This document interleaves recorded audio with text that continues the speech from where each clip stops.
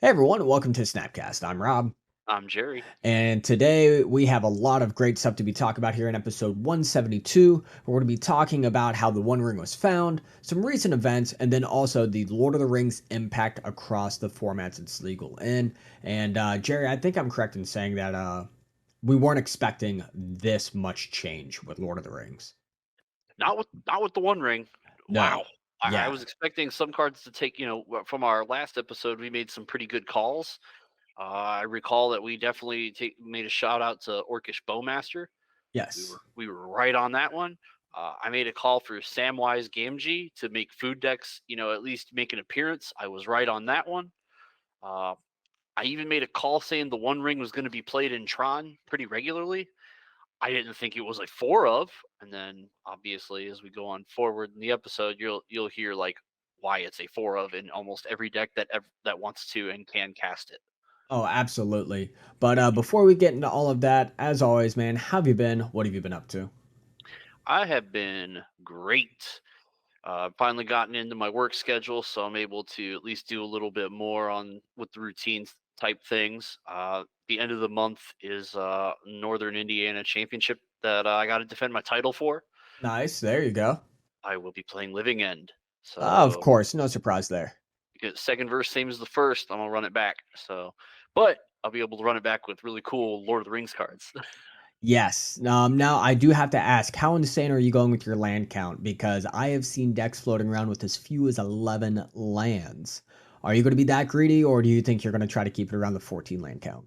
I'm gonna keep it in the semi-greed at 14 lands. I'll Okay. get when we actually get more into the deck discussion. I'll tell you why the 11 land is actually a poor choice. Okay. No, that sounds good. As for me, since our last episode, I was able to get out to Chicago to play.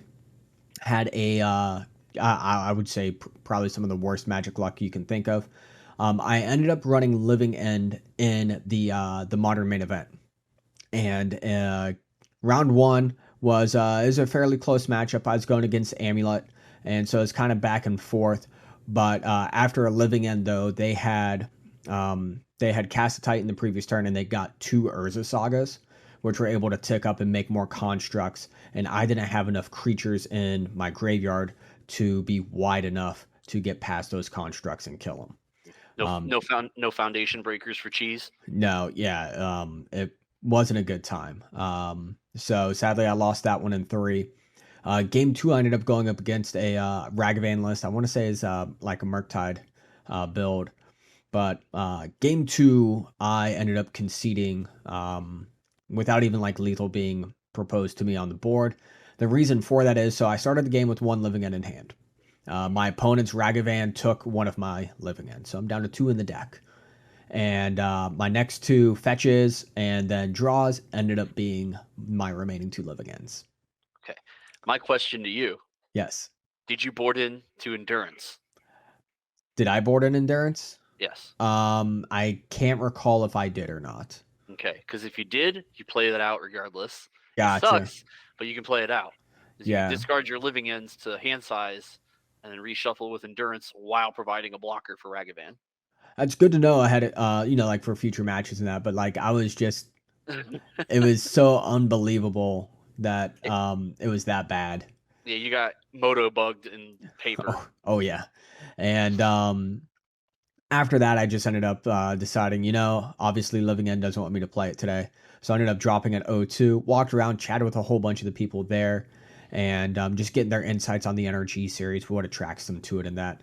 And then on day two, I ended up playing in later that day, I played in the Modern Reseq. That fired off at 2 o'clock. And I went with Is It Scam, and it was a single elimination. I got a round one bye, so excellent. I immediately walked away with some prize tickets, and then played up against a Golgari mid-range deck in Modern, and that's when I learned, I would say, the insanity of Orcish Bowmaster, which we're going to get into that here in segment two. Awesome player that I ended up playing against. He was on another team too. Oh, excuse me. Sorry about that burp. Hopefully no one heard that. And like just an excellent player. We went to game three and he was able to just grind it out and then pretty much like control my draws in a way. He was able to tear my hand apart, keeping me off of my cascaders. And so, as much cycling as I'm trying to do, I wasn't able to get the engine going. I mean, sorry, that was living end day one. But he was able to keep me off of my is it scam plan. When The when per- all of your losses get together, it's all just the oh, same I ball of know. losses. It really is. But the person next to me though, when I was playing against that rock player, they were also on Is It Scam and they were destroying their opponent. So I think Is It Scam could use some tweaking, but definitely another viable way for you tempo players who are, I would say, reminiscent of playing Splinter 20 and having that great tempo without the infinite win con. But I mean, having a 4-4 on turn one with double strike is always a good thing. I Yeah. mean, come on, give me my twin back. I'm sorry, I'm going tangential. Give me the twin back. Bandit Deceiver X Arc. Let's go. Come on. Yeah, yeah, no. I think it could. I think it'd be really interesting now in a postmodern Horizon era to see what Splinter Twin can do. They do absolutely nothing. Yep. But so first big news, the one of one ring has been found. And it was found in Canada. I believe it was Face to Face Games has been confirmed to be the store that sold the collector box that had it. And the buyer of it and subsequent seller of it is remaining private as well as what it went for. What we do know though is it graded at a mint 9 out of 10, which kind of not. I would say great. I get it. There's quality control. You can't always guarantee a 10 out of 10 The card. proof is in the pudding, though. Wizards of the Coast has had history of terrible quality control. Yeah. So hopefully, this thing doesn't pringle and it stays in great condition for whatever collectors are going to have it. But that thing is probably never coming out of that grade case unless they want it graded by another company. Right, but I doubt they had it graded by Beckett, I believe. I can't remember if it was Beckett or if it was PSA. It was because they I remember there was some complaints about it not being graded by somebody. Yeah, I think it was Beckett. But in the store that you were talking about was only 500 miles from my place. We were so close, so nice. close. But the Star City Games was able to get an interview with the player, and they said that they had pre-ordered one, and they were thinking, maybe I want to get another one. They went to the store. They said they had a few more, so they got two, and they remembered it was their sixth pack in the second box that they bought. And it's for those who have opened like big cards or had that eureka moment.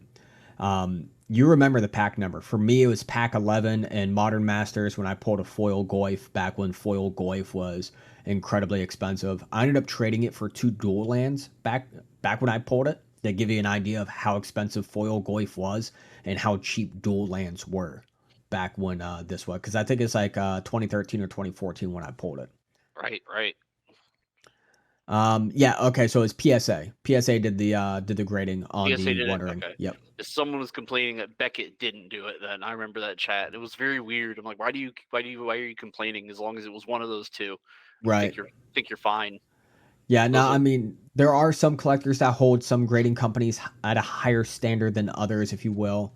And of course, that grading company having the privilege to grade the One Ring, I mean, they were offering perks for getting your card graded with them. Like, we'll fly you out, we'll put you up in a hotel, we'll give you a tour, you will be there for the grading. Um, but in the interview from the guy who ended up getting the One Ring, they were talking about how it was very nerve wracking because they hired a transport company to move to get the card there. They didn't fly with it, they didn't travel with it while it got graded, which I would not let that thing leave my sight. yeah, but I don't know how I feel about bringing that through an airport. Yeah, that's another thing too. It's like was it ground transportation or air transportation? Because again, all it takes is for like in your bag going through the X-ray machine, somebody smashes your bag, and next thing something happens, Or and TSA just decides to just confiscate it. yeah, for whatever reason. Nope. So Yep, One Ring found, graded. We have seen a drastic drop in collector box prices though, which is a welcome. Yes, and that also means keep cracking them because the other serialized cards that matter are the Soul Ring cycles. Those Yes. still go for like thousands of dollars each. Yep. Keep Yes. cracking them. Like So, this set should be completely opened by the end of its print run. Not a single box should be left unopened. well, Ain't not no way in hell. yeah, not just that though, but the One Ring extended edition, extended foil. Let's see here. The One Ring extended foil. It's like $110 or some shit like that. No, no, extended foil. The One Ring is going for over 1,000. Oh, so keep cracking packs. Like Yeah. Wizards of the Coast broke the Da Vinci Code. They figured it out. This is Yep. how you do it. This is how you make people buy boxes to open them and have your product widely disseminated while maintaining value. They have figured it out. Yes. They will in the future. They're going to have another set. In Futures Beyond, they're going to be sets with either in the Universes Beyond cycle or in their own IP. They're going to have serialized cards, one of ones, three of threes. It's the sky's the limit on this because people want this. The rarity and scarcity causes people to open more packs. Surprise. Yep.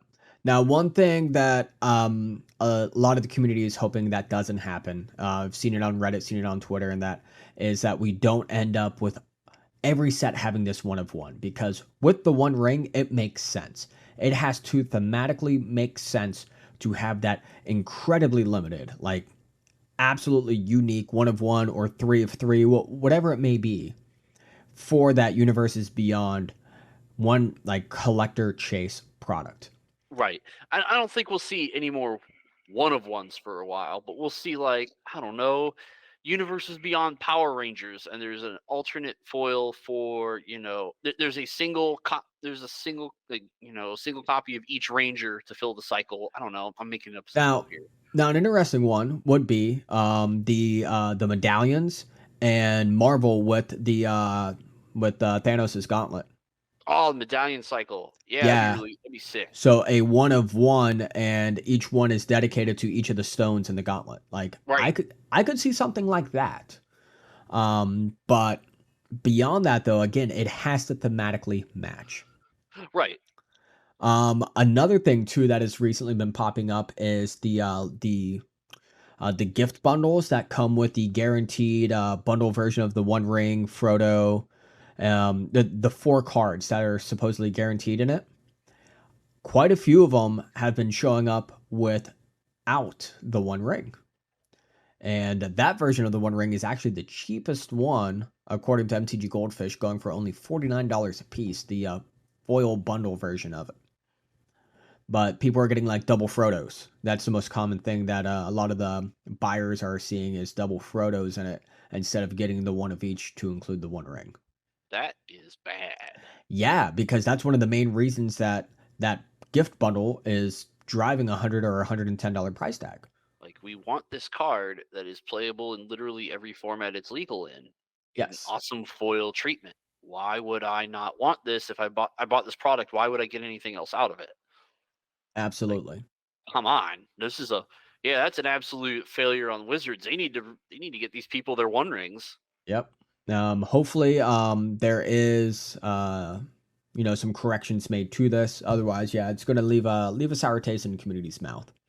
Some events that have happened since our last episode. We've had two NRG series events: NRG Chicago and NRG St. Louis.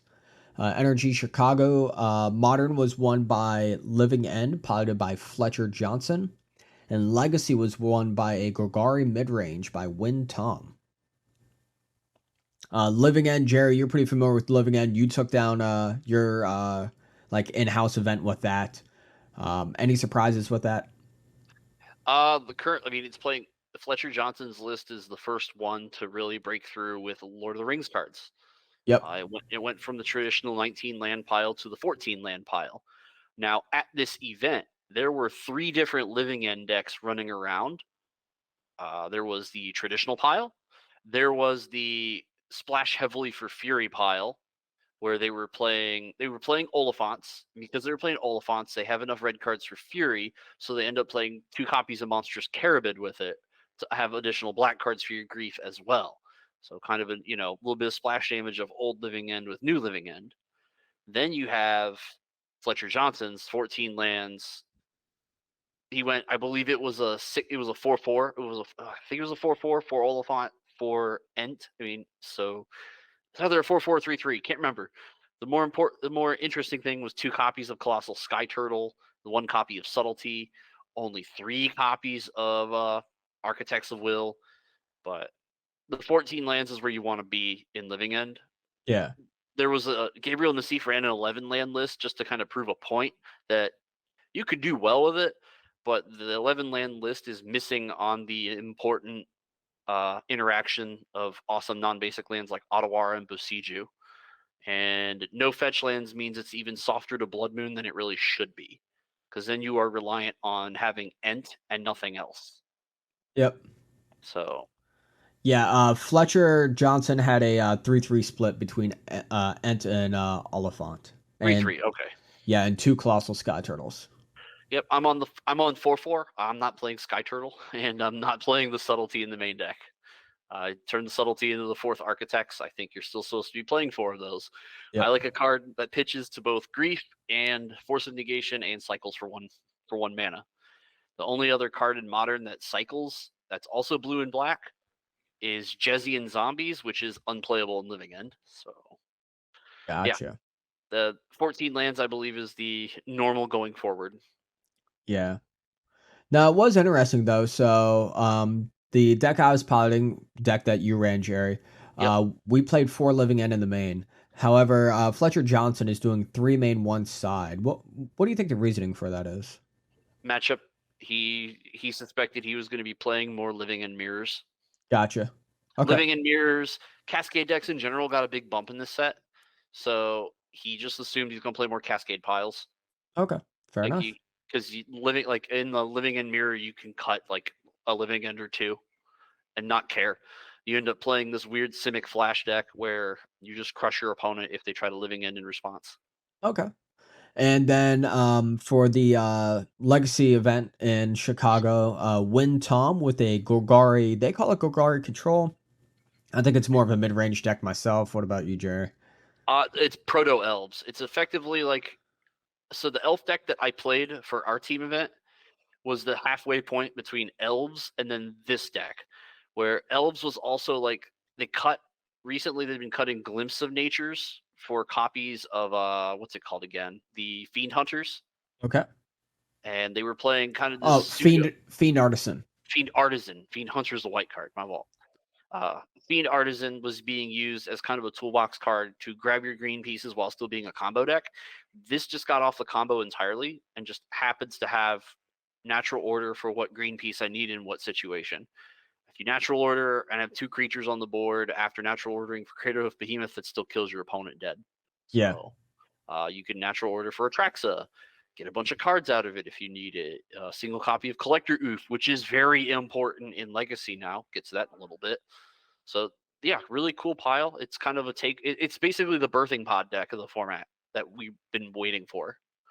I wouldn't be surprised if something like this were to pop up in Modern sometime soon. It's playing more and more newer cards, so it won't be. It's only a matter of time before something else pops up to make it playable there. Yeah, I would say the entire main deck creature wise is all modern legal, Yes.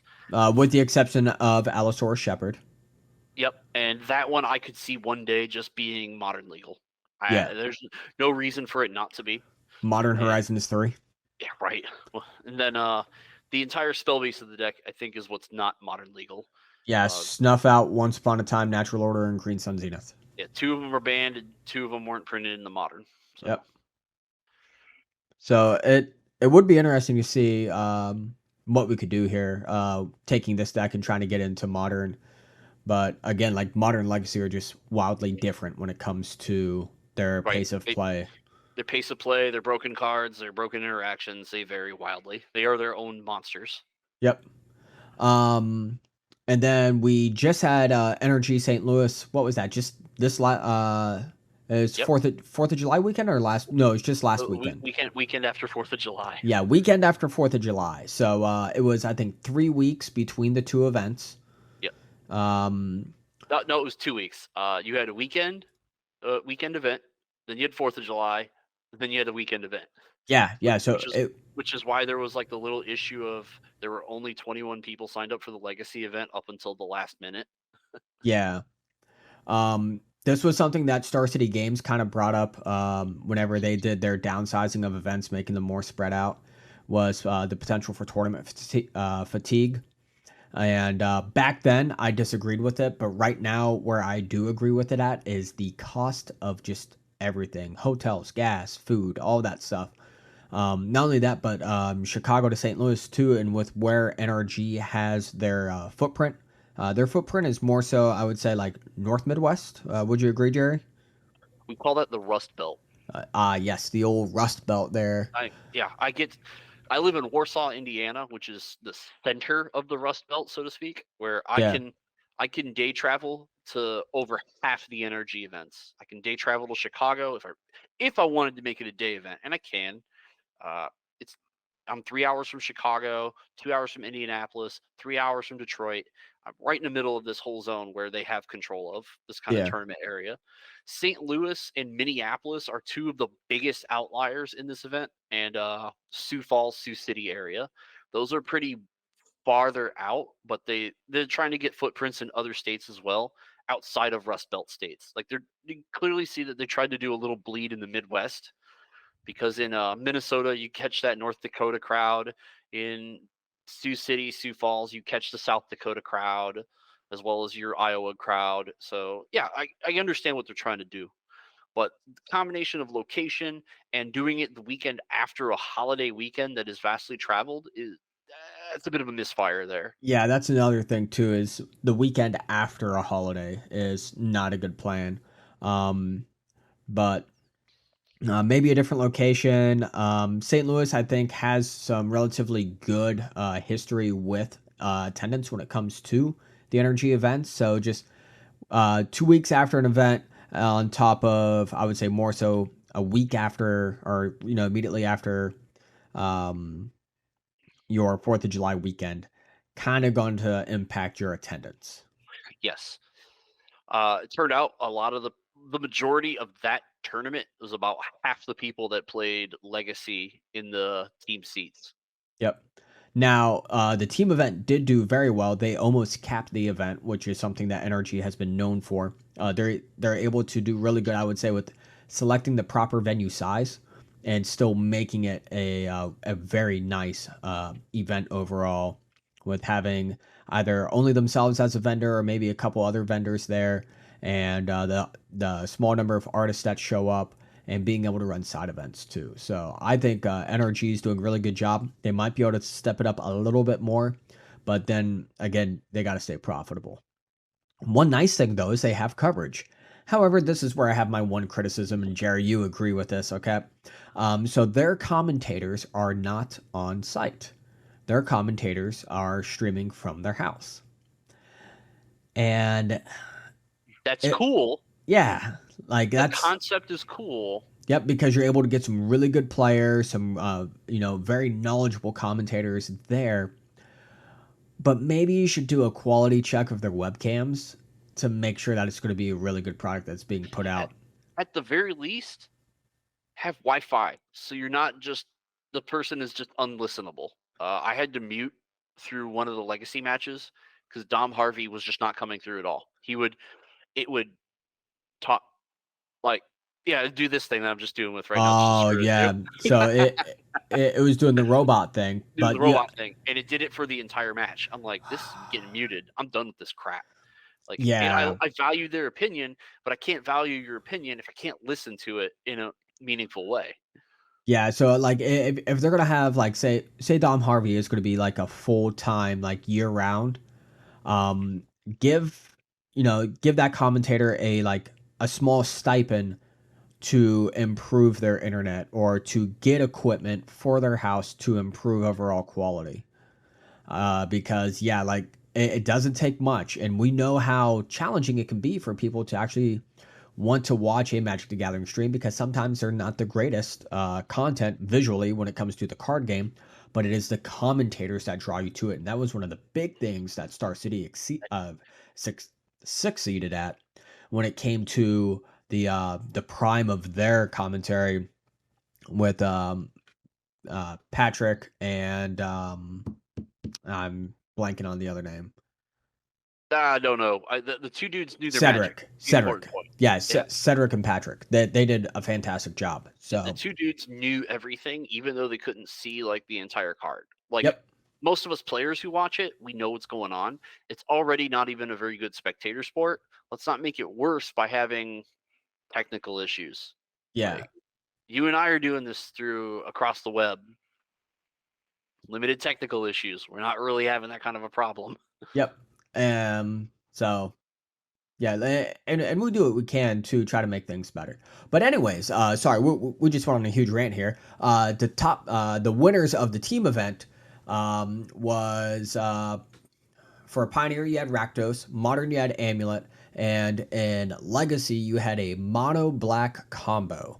And Jerry, this mono black combo list, it is absolutely insane. And the reason I'm saying this is absolutely insane is because the pilot of it, Will Kowalczyk, Koloz, Kolozik, I'm mispronouncing your name. I'm Hold greatly on, I apologize. got you. I got you. All right. Kolovchik.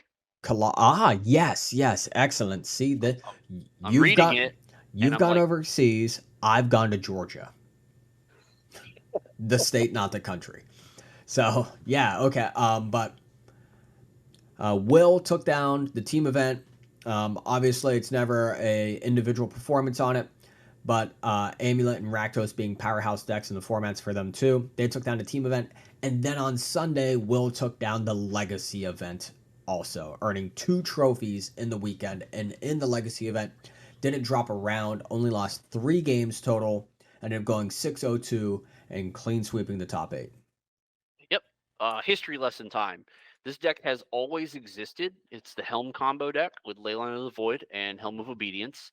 But in the past 3 years, it has gotten so many cards now that has changed the deck from like it's kind of like how Imperial Painter did, like when all the cards started just spilling out, making Imperial Painter good, with Urza Saga being the big change here. Yeah. Kind of similar thing here with cards like the One Ring and Orcish Bowmasters making this deck just pop even harder than it ever should have. Yeah, I mean, all the creatures in this deck, I would say the oldest one would be what, Opposition Agent? Yeah, like that's a card that was printed what 3 years ago. Yeah, because you Yeah, got Douthie Voidwalker from Modern Horizons 2, Orcish Bowmaster, Lord of the Rings, Opposition Agent. What was that? Commander Legends? Commander No. Legend. It was Commander Masters, Yeah. something like that. It was Or it was the Commander set. Like I remember yeah. that. But Grief, also Modern Horizons 2, and then Sheoldred from Dominaria United. yeah, Children of the Apocalypse. Like the last 3 years, there have been so many cards that just go right into this pile because the deck had issues of winning the game. Like it was using Nether Nether Spirit from Odyssey for the longest time, where if it's the only creature in your graveyard, you get it back for free. The card's awful. It's Yeah. so bad. And or they got off that and they would either do a turbo smallpox build, which is bad in a format where you need just one land to operate anyways. So the smallpox plan died. For a short period of time, there was a unique cursive combo plan, uh, where they would use Curse of Misfortunes to find other curses in their deck. That deck turned out to be pretty much a meme because you had like 8 cards in your deck that you just never wanted to draw, but you always seem to draw like 2 or 3 of them and just have a dead hand. Yeah. So, no, it's cool to see. Like, it's cool that at least in the last 3 years that we're seeing decks in Legacy that are like truly like legacy decks that just have not been played in forever get a lot of juice added to them. Yep. So, and it's nice to see. Now, the issue is that this deck is probably like stupid expensive. I'm making assumptions here. I'm not looking at a list, but I believe 4 City of Traders is in order for Ancient Tombs. Yeah. 4 City of Traders, 4 Ancient Tombs. And Probably copy of Mox Diamond. No Mox Diamonds. It's running a playset of Chrome Mox. Okay. Woo. Yeah, buddy. I expected Mox Diamond. I was like, oh no, this is gonna be stupid expensive for a mono black deck. Yeah, no. So it does come out as one of the, I would say, mid low tier for prices. Depending on where you get your cards from, right, you're probably looking at just under $3,000, but you can save about 1,300 because there are some not as good replacements for City of Traders. There's one I'm trying to think of right now, Jerry. Called Crystal Vein. It's not a Crystal replacement. Vein. Don't do it. It's bad.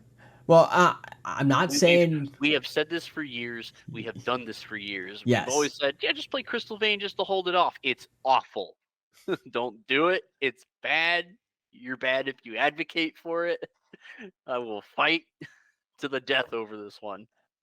I'm a terrible human being, and until you buy it to play at an event, Right. just Right. write City of Traders on your Crystal Veins. There you go. I'm on proxy City of Traders on real dollar Magic cards. I would say, especially if you're already like a well-established modern player in that, you probably have most of these cards already. Chrome Moxes, that's going to run you about 280 for the playset. The playset of Helm of Obedience, you're looking at about another 210 or so. So yeah, you do have a bit of money that you have to throw in here, but if you've been playing the game for a while, especially if you're a legacy player, you might be surprised to see what you have and being able to get this deck assembled. Well, Will made his money back. Yeah, I was going to say, Will absolutely made his money back and made a statement about this deck, and that is, I know what I'm doing.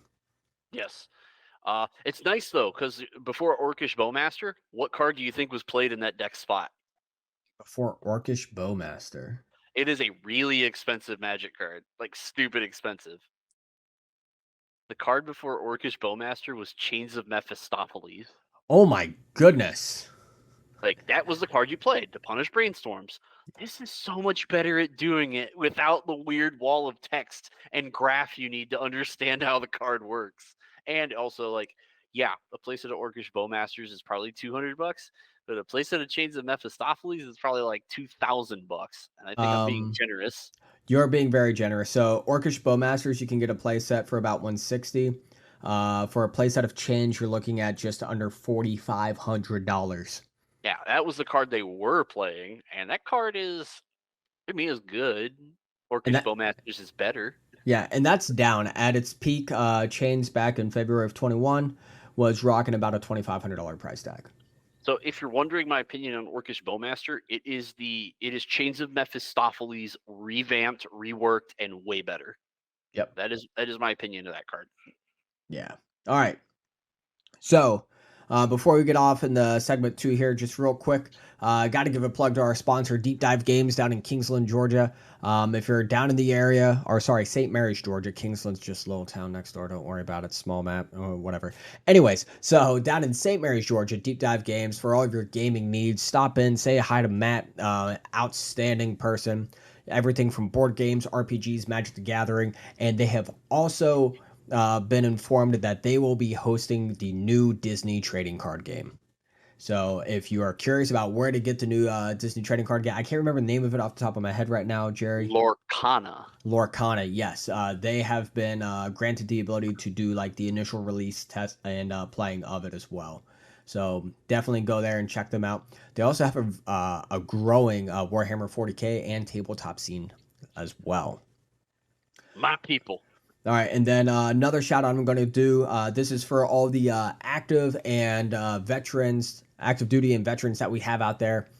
There is a gaming group out there for us, and that is called the Alliance of Military Magic Players. Alliance of Military Magic Players can be found at AMMP Task Force. You can find them on Twitter, on Instagram, and that. And all they are is just a group of military, I'm going to go ahead and call them geeks, nerds, that love playing Magic the Gathering and other games together. You can check them out on Twitch. Now, very welcoming community. You see them out and about, and not only can you enjoy a game, but when it comes to the military, there are some things that we've just had to do. That's part of our job, and you have someone that you can talk to about that and be in that comfortable area. So definitely check them out. If you're new to a military area, see if there's any AMP players out there, or reach out to the AMP task force and see who is out there, because they can hook you up with somebody in the military who will be able to, just sit down and play and hang out. All right, segment 2, Jerry. Lord of the Rings Impact. Um, I'm don't think it's as nearly as bad as Modern Horizons 2. No, Modern it is not. Horizons 2 absolutely flipped Modern. However, it is difficult to find a deck right now without a Lord of the Rings card in it, and there's a few that are just storming the format. We'll go ahead and talk the big one, the One Ring. Jerry, go ahead. Okay.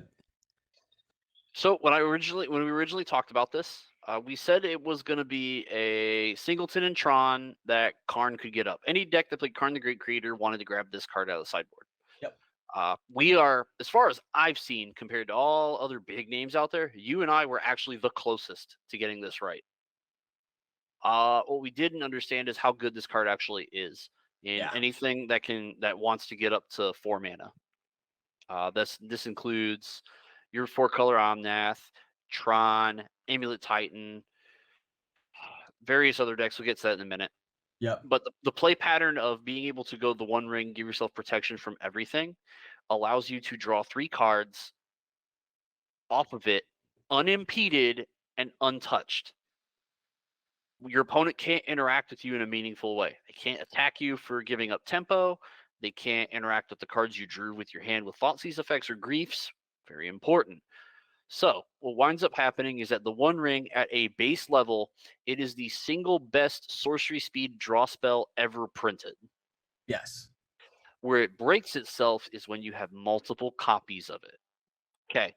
So what winds up happening is in the 4 color Omnath deck in particular runs this line is say between your draw phases and the cards you've drawn off the ring, you drew another ring.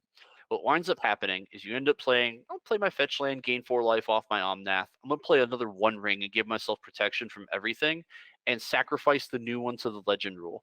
Now you have bought yourself more time to draw more cards. And because it draws cards equal to the number of burden counters on it, between that and your draw phase, just one cycle of that loop right there, you have drawn 9 cards unimpeded. That's nuts. Like, this is where you're starting to break the game. Yeah, like being able to really dive into your life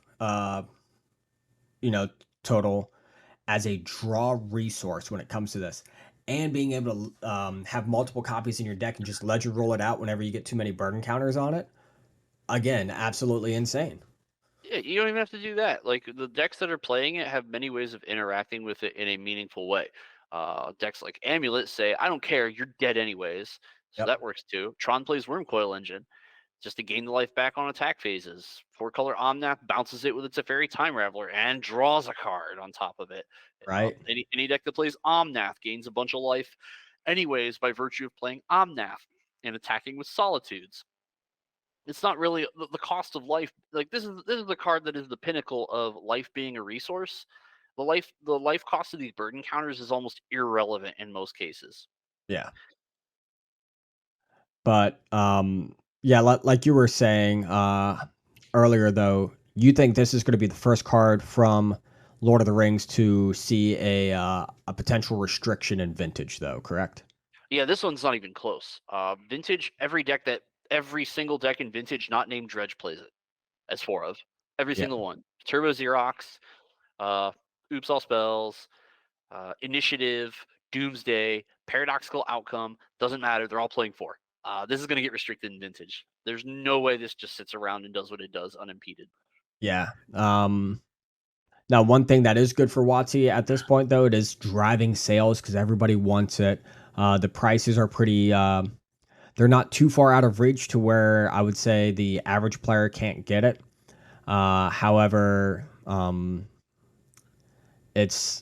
it needs addressed, especially in that format. Now, when it comes to Legacy and Modern, we'll have to see. There have been some interesting takes, I would say, and people are like, "Oh, we should make a restriction in Modern or Legacy for the first time. And no, I don't think we should bring that into either of these two formats. You either ban it or you don't. I think we need to start unbanning cards before we talk about bannings. Like we got more powerful things running around than what's on that list. So we Yep. got bigger issues. We got bigger fish to fry. Before we even start talking about banning it in Legacy or Bowmasters in Legacy, let's talk about the real elephant in the room, Brainstorm. Yeah. That's a discussion nobody wants to have. Oh no, Brainstorm is the staple when it comes to Legacy. That friggin' sacred cow, sure. Yep. Uh, it's impact all the cards of from all the rarities too. From like, there's even the the entire 5 mana cycle, the 5 mana cycle, the 5 1 mana cycler land cyclers are seeing play in other formats as well. The blue one, which I got mad at, that wasn't a blue creature, is actually seeing play in Pauper. Every blue deck in Pauper plays 4 copies of it because it's better than having more islands than you need, and it Nice. finds you the islands, so Yep. it's great there. No reason not to play it.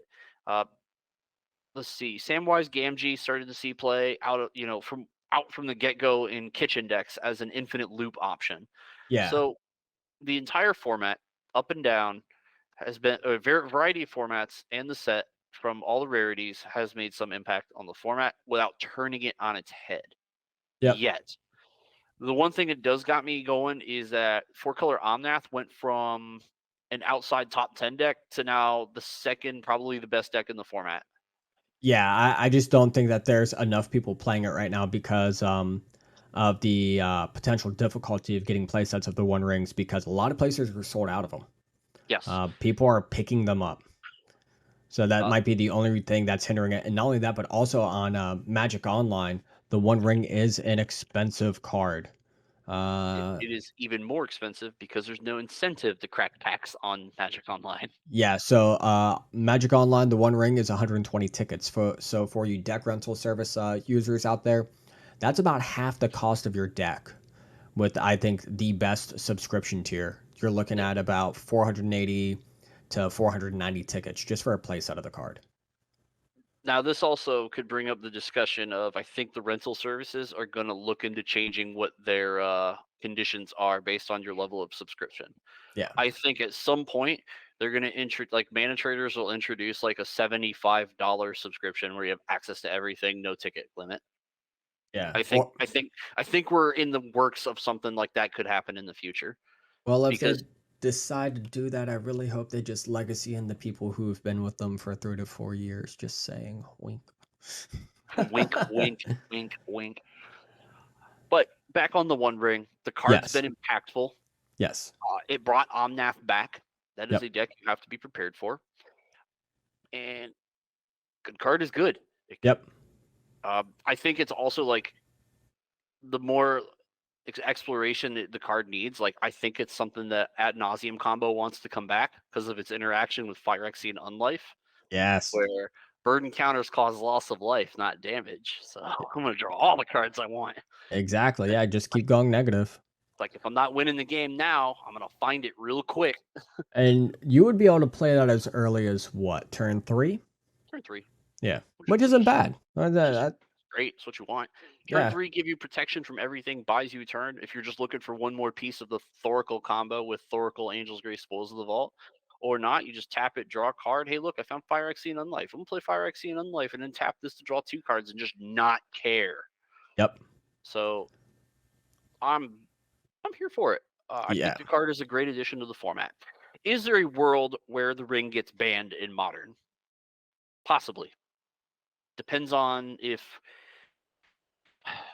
you would have to see a paradigm shift in the format to where not only Omnath, but Tron, Amulet, and Yogg become like the best decks in the format, bar none. I think you have to show a pattern of if you want to win, you have to play the ring. Yes, I think that would at be Yeah, I think at that great. point that is when they would make the call to ban the One Ring. Yes. All right, we got a couple other cards here to talk about. One that I got to learn a very important lesson about, and that was Orcish Bowmasters. And Orcish Bowmaster, for those who don't know the power of the card, kind of looking at the face of it, you may think it's okay. But let's throw you in a scenario here. Okay, let's say we'll put you in Legacy. You're playing Legacy. You're playing some Show and Tell. Your opponent has 2 open mana. You cast your Show and Tell. You each choose your card. You reveal Gristlebrand. They put down I don't know something say not Orcish Bowmaster, Jerry. Just Or it just could be Orcish Bowmaster. yeah, or And it could that be stops Orcish me right Bowmaster. there. Yep. But let's say they put something else down, and you're like, okay, great. I'm going to pay 7 life to draw 7 cards. They can flash in this Orcish Bowmaster, and now for every card you're drawing, you're going to take an additional damage. So You're, you're you're probably dead on yep, that alone. yeah, that's 14 damage you just took, Yep. and they have a 7/7 on top of their 1/1 Bowmaster. Actually, it's an 8/8. Oh, sorry, yeah, an 8/8. Now let's go a different avenue. Let's go modern. Um, you know, you go to dash in your Ragavan, and your opponent again holding up 2 black mana. They flash in Orcish Bowmaster. Oh, it entered the battlefield. I'm going to deal 1 damage to Ragavan, kill it, and now I have my 1/1, and I have my 1/1 amassed orc. Mm-hmm. Like those are just 2 very small ones, but the flash mechanic tied to this card is what sends it over the top as being an outstanding card. Or I'll bring it home to you, like in a scam deck where you turn one scam both your violent outbursts out of your opponent's hand and they're cycling cards away. Every time they cycle, the Orcish Bowmaster triggers. This is a line in Legacy. I mean, modern, you have to be aware of. Yep. So the card has changed the way people play Magic now. Yes. It doesn't just allow you to incessantly draw cards to just win games. That's so huge. Here's another one for you.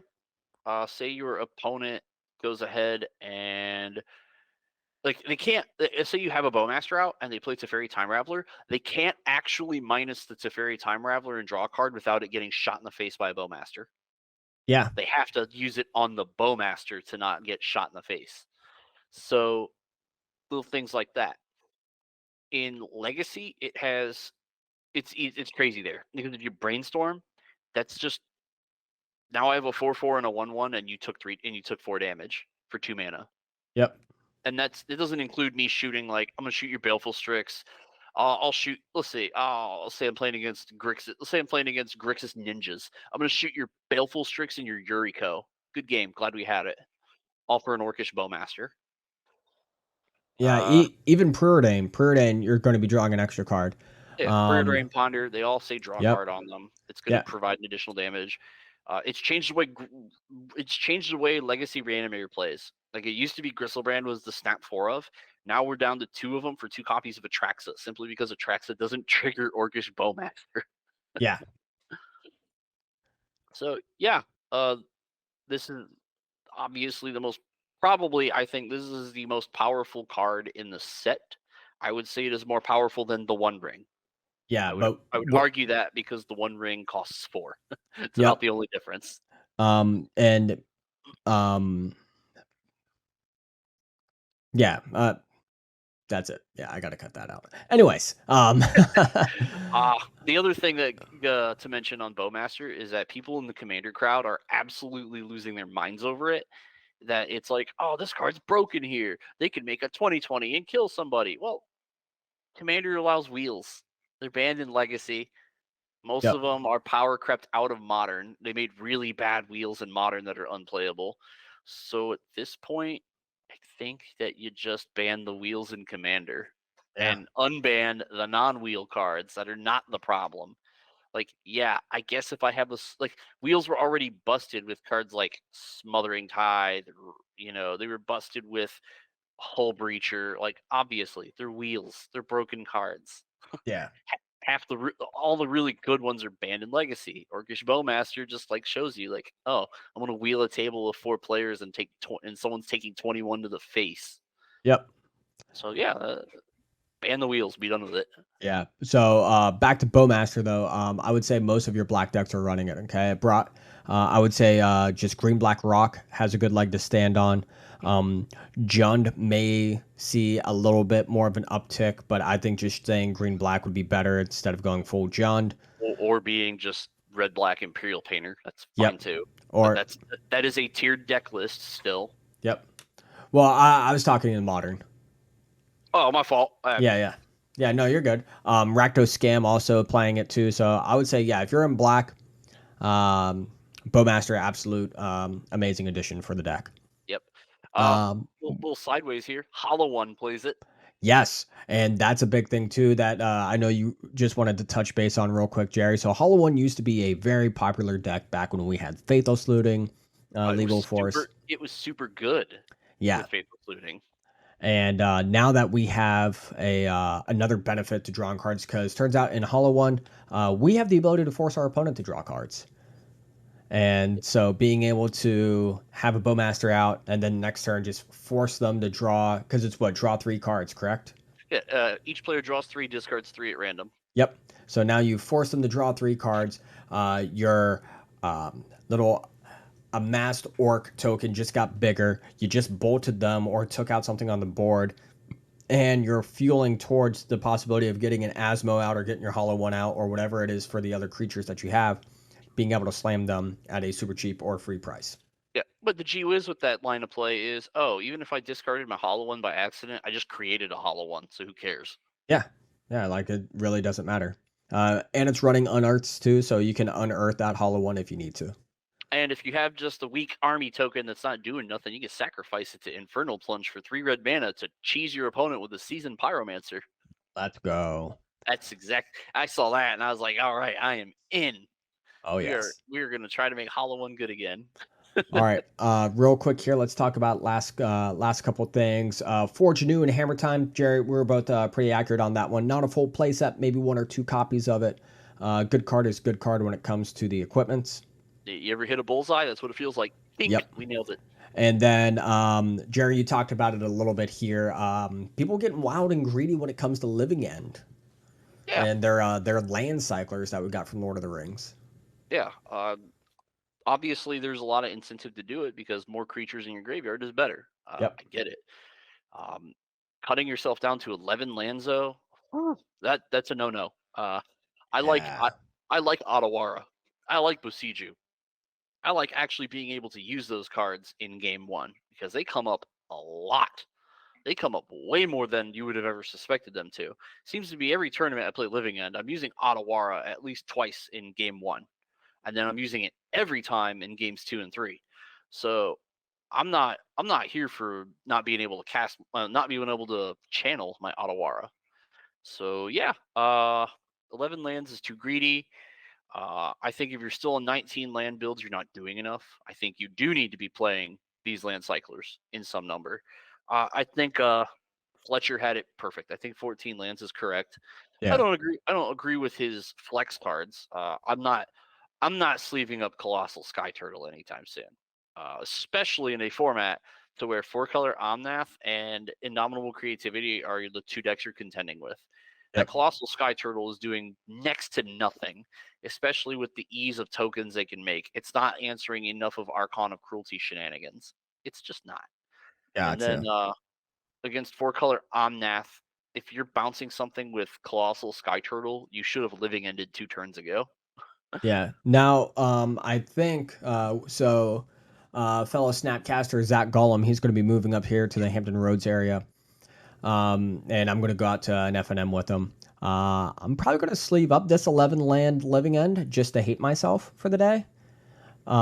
Just to see what happens. But I will say one trend that Living End players do need to be mindful of, and highly unlikely, but there are people like John Caboose out there who enjoy playing Ponza. So you start limiting yourself on lands, land destruction will absolutely cripple you.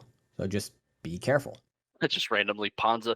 You know what? Ponza plays enough legendary creatures. Turn 1 Venerated Halfling. Turn 2 Stone Rain. Turn 3 Clothis. Let's go. Yep. Yeah.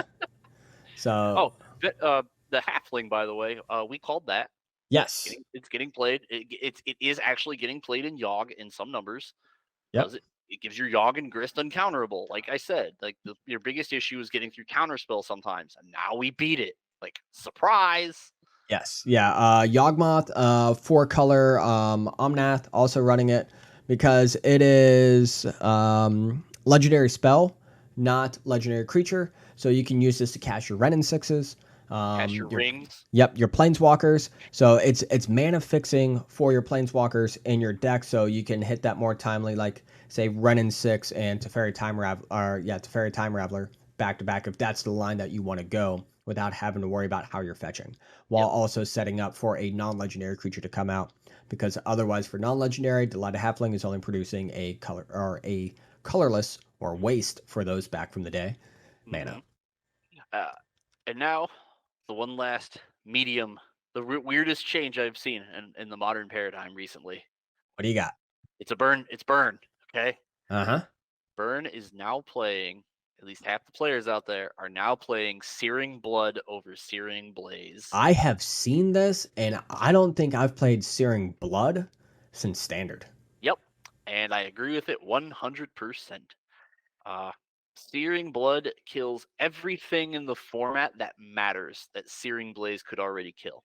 The 2% miss you have is on Ledger Shredder, and most of the time when they turn to a Ledger Shredder, they have a Mishra's Bauble anyways. Searing Blood will always guarantee 3 damage. It is an okay top deck to where Searing Blaze is a bad top deck. So I'm in it. Like, and because like I mean, look at the cards we're trying to kill. Ragavan, Halfling, Bowmaster. They all died of blood. Play some Yep. Searing Blood. So yeah, I bought my playset of foils. They're in the way. They're on the way. So we Nice. are, yeah, just like that little change right there. We added so many of these little creatures that it makes Ren and Six that much better. It makes Searing Blood like, okay, now we're just done with Searing Blaze. Like, let's just get the guaranteed 3 to the face. Yeah. Now, some decks are running it in the side. However, there are decks out there that are also running it in the main. Yeah. And because I've definitely been on the back end, or I would say the field bat side of a Searing Blaze, where I don't get my landfall trigger, and the one damage just isn't enough. I need to be able to kill it, and with that extra damage, so Searing Blood being able to deal 2 and then bolt my opponent, always a good play.